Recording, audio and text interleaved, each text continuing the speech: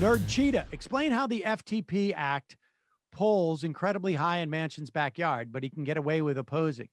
I understand Biden polling low, the risk of sending one of those socialist squad types, but is there no one? They can't activate Obama to help Biden, Hillary, Bill. I have they know champions of the caliber of Gates, Cruz, who shall not be named.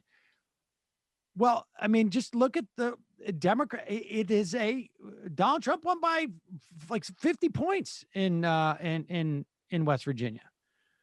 I don't know what Joe Biden has to do. I don't think there's one thing. But he said he could do it. And, you know, I mean, that was one of the features of his campaign was like, I'm the guy who can go in and knows how to work the Senate. Well, do it. Now, maybe he is, and we just can't see it. Like I'm increasingly believing that when he called out Sinema and Manchin the other day, he felt that was a carrot for Manchin as much as it read to us like a stick. But I think when Joe Manchin heard Biden say, this guy votes with Republicans more than he votes with Democrats, I think Joe Manchin was like, that's right. And I will clip that for my next campaign ad. No, I mean, we were joking, Nomi, the other day on the show that AOC should come out and say, like, cry and say that Joe Manchin personally ended her socialist agenda. And then maybe we could actually get filibuster reform. Well, I mean, the other thing is, like, there might be a fear that Donald Trump will be running somebody against Manchin and Sinema. And I don't know. I mean, Arizona's a little bit different, but obviously there is a radical Trump component to Arizona. And so maybe that's what I'm just trying to think of, like, what is it that Biden is afraid of? Either he just really doesn't care and he likes having them as his, like, out, or he's afraid of something bigger, which might be Trump. What do you mean Biden's afraid of Trump?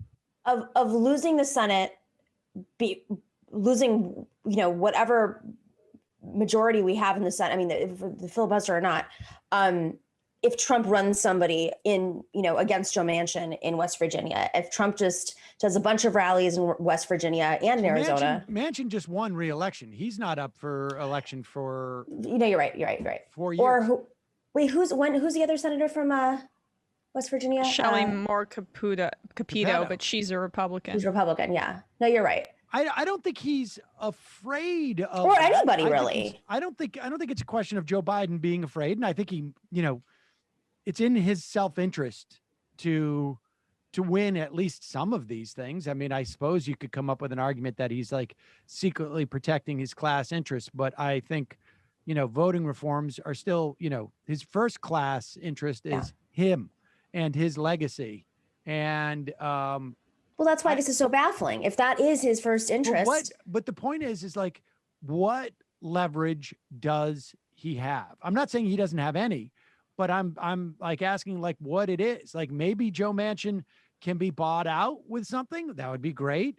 But beyond that, like when you've got a guy who's got a 25% approval rating in your state, if you're Joe Manchin, you're not terribly worried about Joe Biden saying bad things about you. In fact, you welcome it. And that's what I'm suggesting is that Biden, by, you know, when I first heard that, I was like, oh, Biden's really taking it to him. And then I'm thinking, actually, no, Biden's actually doing him a solid, which, you know, might be, if you can't, I guess the point is, if you can't club the guy, you don't have a club big enough to hurt him, then you go out there and you try and help him a little bit. I don't know. I mean, is the club saying something publicly, or is the club something that happens in the Senate, some sort of, you know, deal making? I don't know what Joe Manchin wants. I don't know what his agenda is for his state and for himself. I don't know what, you know, knocked off a committee or something. I don't know. Well, I think the danger in knocking him off the committee is that he walks across the aisle and says, hey, I want my committee chairmanship back. Do I get it with you? And McConnell says, are you kidding? You get 2 committee chairmanships. Yeah. You don't just get, you know, energy. What else do you want, Joe? There's You also got it. there's a third option, which is that Biden is ideologically opposed to. I mean, he could be, if say he were a senator, if we're talking about filibuster reform specifically, because I think when Biden went out there and went and named, without naming them, Sinema and Manchin, that was more tailored to infrastructure negotiations as opposed to doing away with the filibuster. Because Biden has not. I think Biden, if he were a senator, would not be one of the senators who was advocating for filibuster reform. I think his obsession and fetishization and commitment to process and the Senate that he has known wouldn't it would not move him to do so. And so I think that's As a part senator, of it. but he's president now, and so Yeah. I think. I mean, let me put it this way. And he thinks his legacy is the uniter. I mean, that's but he's not. I mean, he would have to be completely foolish at this point to not realize like it ain't happening that way. And he could go to Manchin and say, look, you don't want a filibuster reform? How about making a version of reconciliation, but for voting reforms? Like, and so we just changed the rules where you need 50 plus 1 for anything that is explicitly about voting or the Voting Rights Act. I mean, you could do that. And maybe that is what he's going to try and do. I mean, if it's conceivable to me that he's afraid on some level of I don't think Joe Biden's afraid of filibuster reform at this point, making it at least harder to filibuster. But it's conceivable he is. But I just think that like, there's no way he sees it as a winning play for him to get no more legislation passed. Do you think that every senator, Democratic senator, is actually against? Except for Manchin and Sinema, is actually against the filibuster? No. I mean, there's been reporting that says that there are at least 10 Democratic senators who have like concerns about filibuster reform.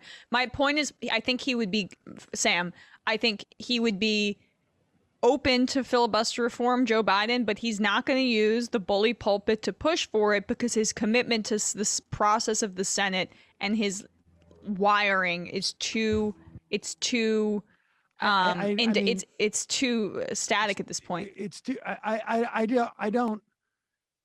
First off, those other 8 senators who we don't know, who are not so excited about filibuster reform, if Joe Manchin comes out in favor of it, they expose themselves as being the real problem, then they have more of a problem.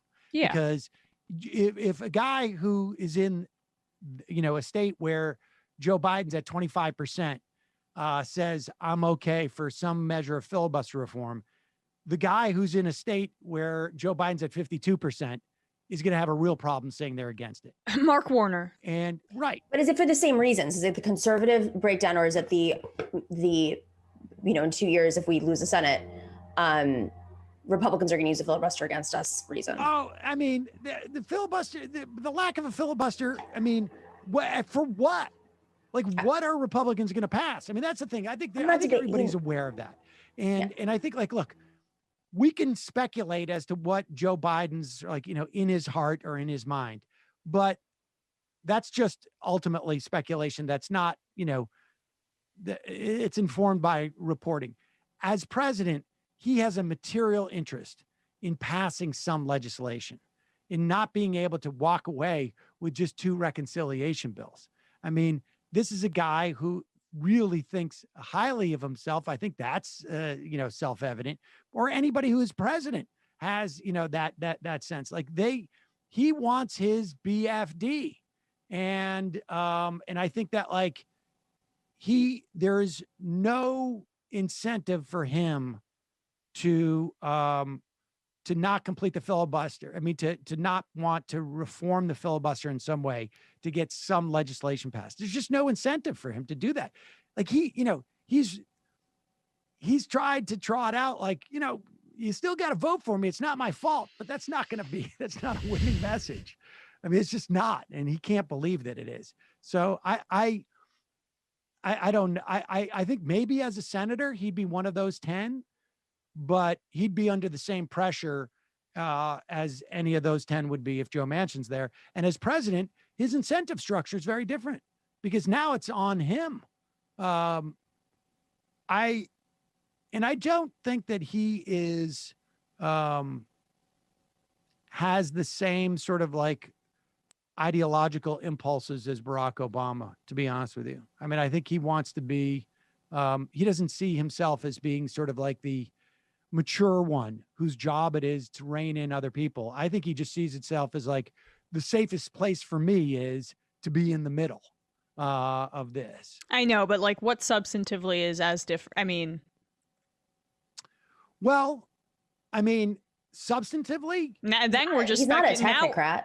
Now we are speculating what's in his head. well, no, substantively, he passed twice the size of stimulus, and you don't even, and maybe more if you include it, if you contemplate the fact that it's not tax cuts than Obama did when he came in. Substantively, he has spoken, which, you know, I think had material impact, not successful in this instance, but in terms of the labor movement, came out and did specifically what Barack Obama wouldn't do when Obama promised to walk with his soft shoes. The other day, he also came out and specifically said that wages rising is important. And that is a huge break from, look, I don't want people to think that I'm, you know, praising Joe Biden. I'm comparing him to Barack Obama, who I think was even more problematic. But this is an important point, though. There's an illusion that Barack Obama is a more quote unquote progressive, woke neoliberal than Joe Biden. But the reality is he was more technocratic. He was more aligned with the gig workers. Everybody from his administration went to go like represent the gig worker movement. They had full on assaults against labor. Joe Biden actually doesn't have that legacy. Like he has some other neoliberal tendencies, but in much of his legacy, there's still this, I mean, his foreign policy was different. I mean, there's multiple aspects of Joe Biden.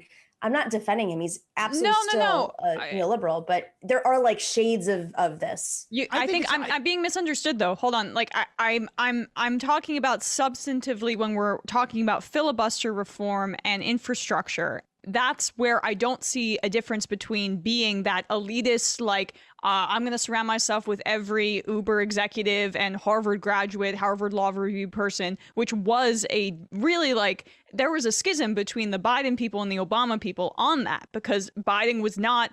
I mean, I think a lot of times he felt talked down to or whatever the case is. But when we're talking narrowly about these negotiations, I don't necessarily know if there is a substantive difference. After, yes, infrastructure was better. He was better on labor. But OK, the first 100 days are over and now we're in reality. And I don't see that big of a difference. I think we're going to get in the outcome. I think we're going to get at least $1 trillion infrastructure bill through reconciliation. I mean, I think that is, you know, he is dealing with Capetto, but she came out today or yesterday and basically said, like, I don't think this is going to happen. I mean, he's just, this is far more performative, I think, than Obama's. I think he genuinely was like, I'm going to be able to do this. I'm the guy who can do it. And Biden, I think, you know, I really do ultimately think it's just a question of personnel. And I think there was a very different type of Obama appointee than in Biden's administration. I mean, I think, you know, the difference between Ron Klain and Rahm Emanuel, I think, is really is yes. You know, and I'm not saying that Ron Klain is you know, you know, some type of DSA member, but Ron Klain to Rahm Emanuel, I think, gives you a pretty good sense of the difference, you know. And we got to check in 45 days and see what the deal is with the infrastructure bill. But I am pretty confident that there's going to be, at the very least, $1 trillion infrastructure bill at this point. It really, you know, I think Biden has been negotiating against himself, but he started at 2.3. 1 trillion over 10 years. Yeah. Don't worry, we'll just privatize the rest. Yeah. I mean, I'm not saying it's great, but it's better than what Obama I know, but like we're giving Biden credit for the party orthodoxy being moved by, which is where he places himself. And if Obama were president in this current day, I'm not exactly sure it would be different given the way the party has shifted due to the pressure by the progressive wing and Bernie Sanders and et cetera. Like, I suppose, but yeah, I mean, yes, it's apples, oranges, and yes, but Biden is the type of guy who is going to be more responsive, it seems to me, to where the party is. I mean, look at Obama today coming out saying the exact same words he said 12 years ago. But we just made the point that Biden says the same stuff. We just made the point that Biden says the same stuff. Biden said it a year ago. He did. And we're going to find out in the next 45 days if he genuinely believes it. We're going to find out. But Barack Obama, who has no stakes in this, is coming out and saying the exact same thing. The exact same thing. Do you think there's so much tension though in terms of like how the Biden administration, I think this is like not an undercurrent. I think this is like a real thing, whether or not it's being discussed overtly or not, of pushing up against the Obama legacy in the Biden administration. I mean, so much of the stuff that has to be amended, fixed, are, you know, people who ideologies that need to be cleansed from the Democratic Party or from the Democratic presidency are signature points and results or lack of achievements, mistakes of the Obama era. So it's like, how do you navigate that? And I mean, case in point would be the Guatemala with Kamala Harris. I was just going to say, let's play this clip.